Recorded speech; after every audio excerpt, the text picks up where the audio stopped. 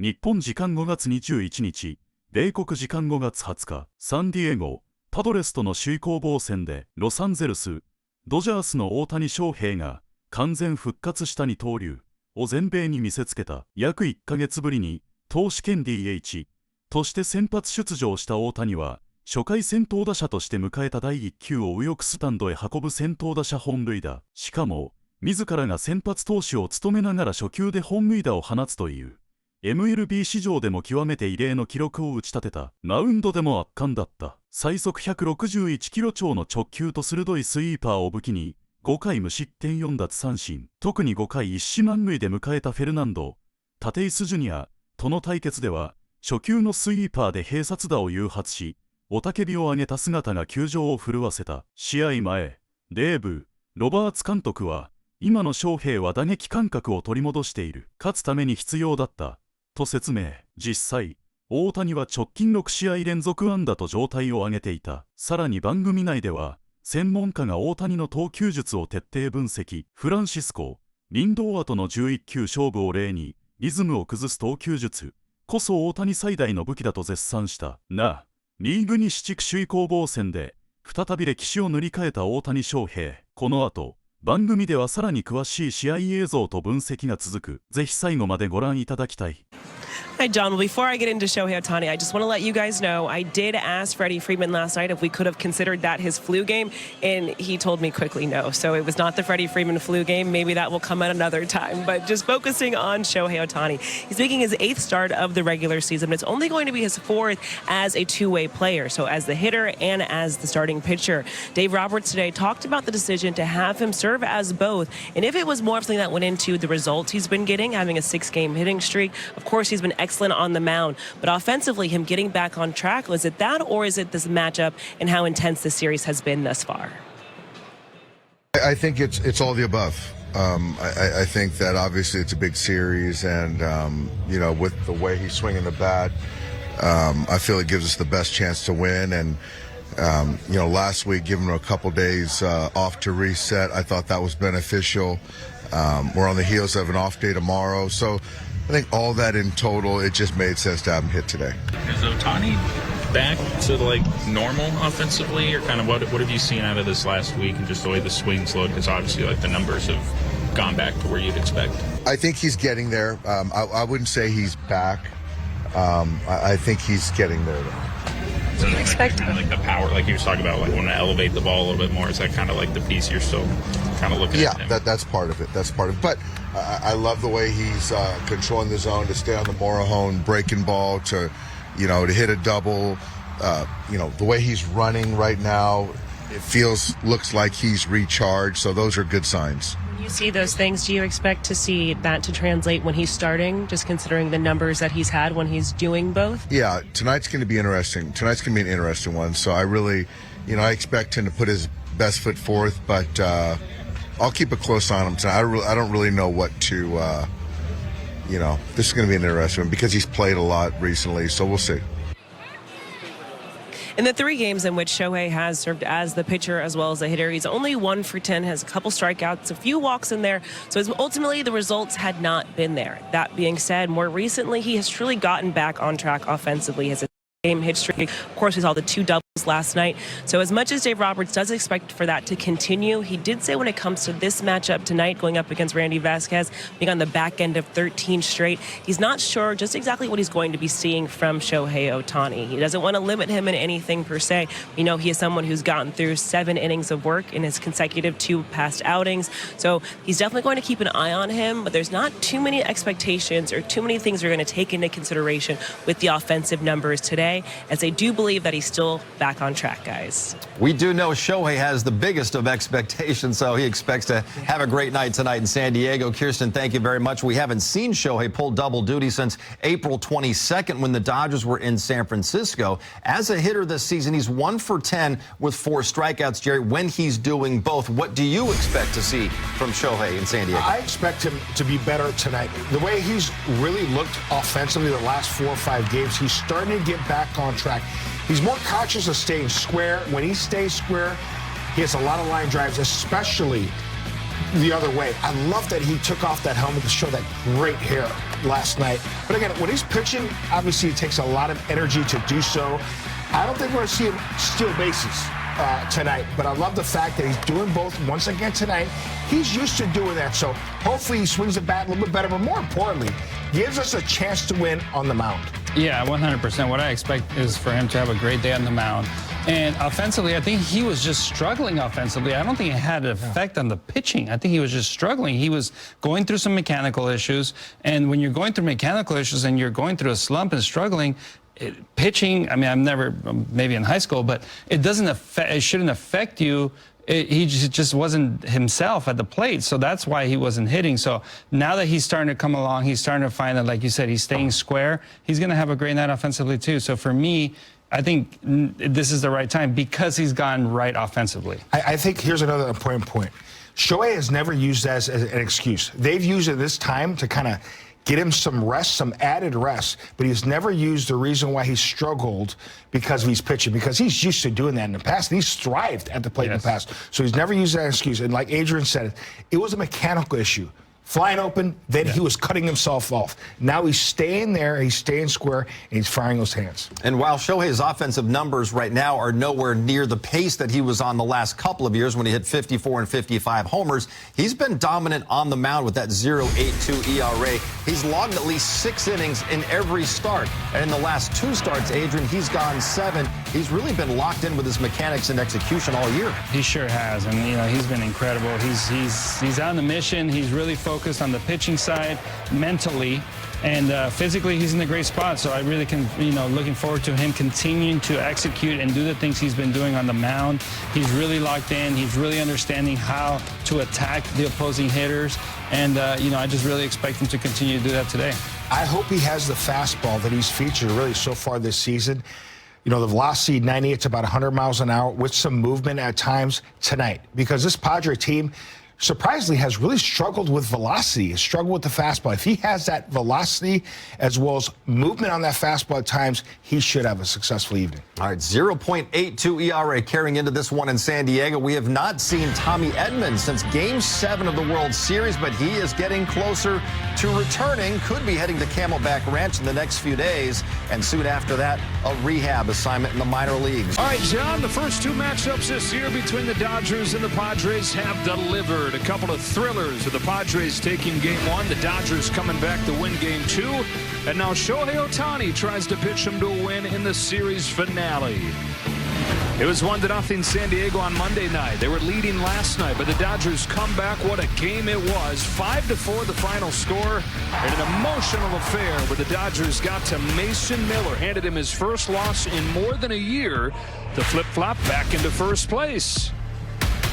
We welcome inside. Hope you've enjoyed these games as much as we have. Joe Davis and Orr Hershiser, and these games have delivered so far, haven't they? They really have, and you can almost say they're between 2 first-place teams, even though they're in the same division. But one of them, after tonight, is going to be in first. So far in this series, the Padres have scored only via the home run, and the Dodgers have hit home runs, but they've scored in a number of different ways to tie this series up. With the runners in scoring position, that hasn't been happening lately, but the home run ball was in vogue early in the game, and then it came down to a nail-biter, and it was who was going to execute. ABS challenge, Muncy won that one. Pickoff, first of the year from Miller, gets away. Not many guys get on base on him, but they got him to third with the error, and Pages with an epic at-bat scores call. Fantastic game. And so a 5-4 win for the Dodgers, and now Shohei Ohtani takes the ball and burying the lead a little bit, just talking about him right now, but back to two-way duties tonight. Yeah, he's going to be in the leadoff position, and the pitching, I think, is going to be outstanding. He will default to the fastball, which the Padres don't hit very well, and the sweeper in a jam, but he's got some other pitches that are effective, too. Down to the field now. Here's Kirsten Watson. Thank you, Joe. Well, for Shohei Ohtani, he's making his 8th start of the regular season, but only his 4th as a two-way player, as they've been managing some of that early fatigue and even some of those offensive struggles. If you look at on his start dates when he's been at the plate as well, it's only 1 for 10 with 4 strikeouts. But if you look recently, his last 6 games, got a 6-game hit streak coming into this when they feel like he's in a really good spot offensively right now. And they're looking to stay atop of the NL West. So Dave Roberts said that he wanted to go with a full-strength lineup, and that included Shohei Ohtani being out there. They believe he's in a really good spot right now, guys. Didn't have any of them on Monday night. The 1-0 Padres win. 5-4 Dodgers last night. Back from down 4-2. Padres had been 8-0 in games decided in the last at-bat. Dodgers handed them their first loss in that fashion. And now in the finale, off we go with a towering drive on the first pitch. Did he get enough? Merrill can't get there. It's gone. First pitch of the game. The pitcher hits it out.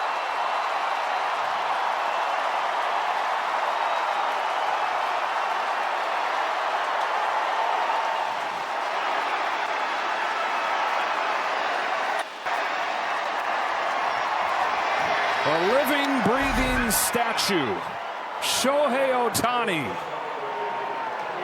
He has been getting hits in this hot streak from line to line. And this one over the fence. No interference from the fan, even though one had a Dodger. Doubles record for a Yankee rookie. He eventually goes down on a sweeper. Takes Ohtani 11 pitches, but he gets the strikeout. 2 up and 2 down in the first. This one was well executed. Looked like a fastball down the middle. Ended up on the corner. 22nd pitch of this first inning. Fastball speeds by him. Strike 3. Splitter, splitter, splitter. Shoot! Fastball by him. Back-to-back Ks. 1, 2, 3 first. Strikes him out. The splitter disappears, and Ohtani's got 3 Ks over 2 perfect innings. Strikes him out. Eventually, Laureano watches it right down the middle. Sinker. Sinker instead of the four-seamer, but still hard stuff getting it done.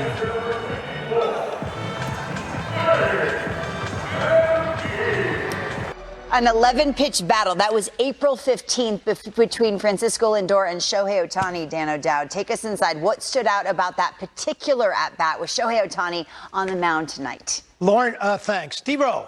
Let's go. Okay, we're going to talk about, to me, one of the aspects of the game that no one ever really talks about. And it's a simple concept called rhythm. There's nothing in the game of baseball that doesn't require rhythm. Definition for me of rhythm is putting your body into the right movement patterns to be able to execute the skill. So before we get into that, let's just talk about rhythm on the field in general. When a catcher gets down and gives his sign, he now gets in a position of rhythm so he can beat the ball to the spot. As an infielder, what was your rhythm? Yeah, it was one, two, boom. Rhythm to try to put yourself in position to be on time and in movement patterns to be able to execute a skill. Work it into good hops. Same thing in the outfield. You're in a position of rhythm to be able to get a good first step to be able to execute a skill and beat the ball to the spot. But there's no place on the field that the battle of rhythm is more prevalent than the pitcher versus the hitter. The pitcher is trying to interrupt the hitter's comfort level of rhythm, and the hitter is trying to dance with the pitcher. And then we'll talk about how that has a little bit dissipated now in the modern age of hitting. Nobody in the game, to me, is a more rhythm-based hitter than Frankie Lindor. I think his game revolves around impeccable timing based upon the rhythm he creates for his movement patterns. So let's go through it. Early in this at-bat, look at how comfortable Frankie is, D-Roll. Yeah. Look at his rhythm. Okay, let's wind that back just a little bit. Look at his hands, look at his body, look at his rhythm to the pitcher. Even though he swung and missed at this pitch, you can go, he is really, really comfortable. No doubt. Really comfortable. Look at that take. No, no panic at all. Oh, look at that take. Saw it big. He's okay. Now, and look at that. Now look at him, look. Okay, now it changes. Ohtani, right here, after this, Ohtani recognizes. Most pitchers are going to go hard. Ohtani goes soft. Japanese players are great at doing this. Quick pitch to him, right there. Threw a changeup, got him out in front. Okay. He altered his delivery. Another cutter up top, sweeper. He doesn't look at that's a quick pitch right there. He hardly. Let's back that up real quick. Saw that. Let's back that up. Now watch Frankie's look at his face. Back it up all the way. Go back. Okay. Right there. Now watch him quick pitch here. 3-2 count. No leg left. Look at he throws a change. Four-seamer way. Look at Frankie's smile. That's an example of respect that Frankie knew earlier in that at bat. He had him. Francisco was on everything. That's why he had to make something up on the fly to get him out. Art of pitching. He didn't go hard. He went soft. And like we had Yoshida in Colorado, another Japanese pitcher, was great at doing this. Understand how to interrupt the hitter's rhythm at the plate. So to you, like back when you played, how was rhythm different than what it is in today's game? I just think there was more moving parts. Guys weren't throwing as hard on the whole, right? The collective. I still think I get so frustrated. Like Randy Johnson's dominating any era he pitches in. Sure. Don't tell me like Mizorowski's nastier. He's not.